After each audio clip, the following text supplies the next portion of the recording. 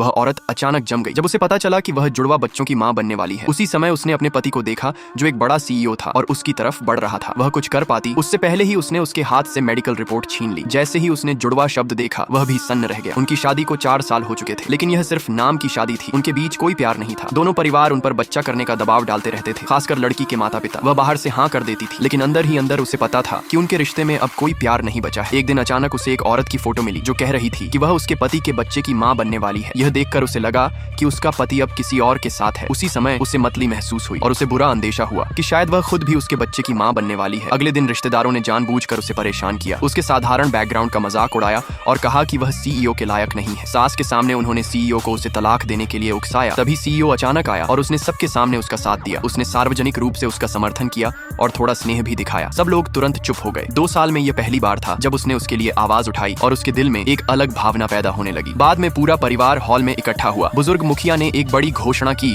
कि उनकी तबीयत खराब है और जो भी 1 साल के अंदर उन्हें परपोता देगा उसे परिवार की आधी संपत्ति मिलेगी। इससे पूरे परिवार में तनाव फैल गया। यह सुनकर वह औरत खुद को रोक नहीं पाई। उसने कहा कि उसके पति का पहले से बाहर बच्चा है और उसने तलाक की मांग कर दी। सीईओ गुस्से में था, लेकिन थोड़ा मुस्कुरा भी रहा था। वह उसे कमरे में ले गया और उस पर झूठ बोलने का आरोप लगाया और कहा कि वह इसे तलाक का बहाना बना रही है। उसने साफ कहा कि उसका किसी और के साथ कोई रिश्ता नहीं है, लेकिन वह औरत भी कमजोर नहीं थी। उसने उसे फोटो और मैसेज दिखाया। उसे पढ़कर वह कुछ देर चुप हो गया। उसने फिर से तलाक मांगा। उसने उसका हाथ पकड़कर पूछा कि उसे क्या हो गया है और उसने ठंडे स्वर में कहा कि उसकी बातों से उसका कोई लेना देना नहीं है। गलतफहमियां और बढ़ गईं और दोनों अलग हो गए। घर लौटने के बाद उस औरत ने पक्का किया कि वह सच में गर्भवती है। वह और भी ज्यादा परेशान हो गई। कुछ देर बाद सीईओ कमरे में आया और उसने पूछा क्या वह हमेशा से तलाक चाहती थी। उसने साफ कहा कि वह इसके बारे में सोचे भी नहीं। उसने कहा कि उनकी शादी शुरू से ही मजबूरी थी। उसने उससे सिर्फ परिवार की वजह से शादी की थी और 4 साल में यह साबित हो गया कि वे एक दूसरे के लिए सही नहीं है, लेकिन उसने मना कर दिया। उसने कहा कि उसे बच्चा चाहिए और वह इसी जिंदगी में उससे बच्चा चाहता है। उसने कहा अगर उसे बच्चा चाहिए तो वह किसी और को ढूंढ ले, लेकिन उसने कहा कि वह सिर्फ उसी से बच्चा चाहता है। उसने यह भी कहा